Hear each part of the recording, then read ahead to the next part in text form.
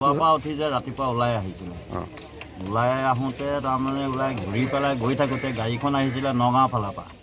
ছজন ল'ৰা ড্ৰাগছ খাই মানে মদ খাই ক'ব নোৱাৰা হৈ আহিছিল আহি গাড়ীখনে উল্টা চাইডে মানুহজনী কিনাৰলৈ যোৱাৰ পৰা পাক মাৰি লৈ গাড়ীখনত মানে খুন্দা মাৰি গাড়ীত মানুহজনীক পেলাই দিলে তাৰপিছত আৰু তাত জেগাতেই মানুহজনী মৰাৰ পিছত হস্পিটেললৈ লৈ আনিলে ইয়াত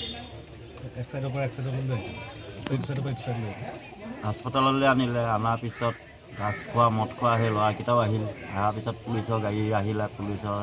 মানুহখিনি ৰাখি থ'লে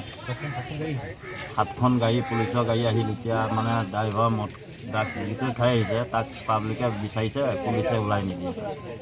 পুলিচে তাক মানুহখিনি আপোনালোকে চিনি পায়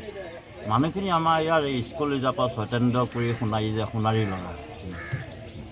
সেইখিনিয়ে মই জানো যিজনী মানুহ ঢুকাইছে তেখেতৰ নাম কি ঢুকুৱা মানুহজনীৰ ঘৰ আমাৰ গাঁৱে চমৰা গাঁও নাম কি ভুলি ঠাকুৰীয়া বয়স কিমান বয়স মানুহজনী 62 বছৰ হৈছে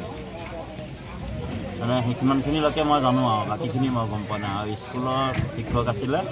2 বছৰ হৈছে ৰিটায়াৰ হোৱা কি বেলেগ এজনৰ পৰা আৰু সুধি লওক ওচৰৰ মানুহ এজনক সুধিলে গম পাব যিকোনো খবৰৰ বাবে যোগাযোগ কৰক 7099017330 লগতে 7099017110 নম্বৰত